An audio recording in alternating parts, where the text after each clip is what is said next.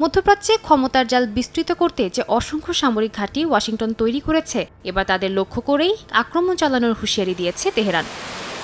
মধ্যপ্রাচ্যে অন্তত ১৯টি স্থানে মোতায়েন আছে মার্কিন সেনা, যার মধ্যে ৮টি হচ্ছে স্থায়ী সামরিক ঘাঁটি। এর মধ্যে কাতার, বাহরাইন, কুয়েত, ইউএই ও ইরাকের ঘাঁটিগুলো ইরানের ২,০০০ কিলোমিটারের মধ্যে পড়ে, যা দেশটির ব্যালিস্টিক ও ক্রুজ ক্ষেপণাস্ত্রের সরাসরি টার্গেটে পরিণত হতে পারে। ইরানের ভেতরে যুক্তরাষ্ট্রের কোনো সামরিক ঘাঁটি নেই, তবে পার্শ্ববর্তী প্রায় প্রতিটি দেশে মার্কিন সামরিক উপস্থিতি এখন উচ্চ সতর্কতায়।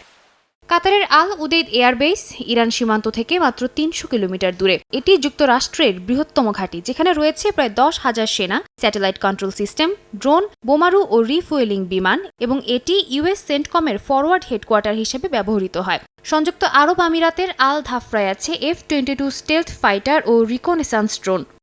বাহরাইনের নেভাল সাপোর্ট অ্যাক্টিভিটি ঘাঁটি ইরান উপকূল থেকে মাত্র ২০০ কিলোমিটার দূরে। এই ঘাঁটিতে মোতায়েন আছে ৩,০০০ মার্কিন নৌসেনা ও কর্মী, যা মার্কিন ফিফথ ফ্লিটের সদর দফতর এবং উপসাগরীয় নৌ প্রতিরক্ষার প্রধান কেন্দ্র।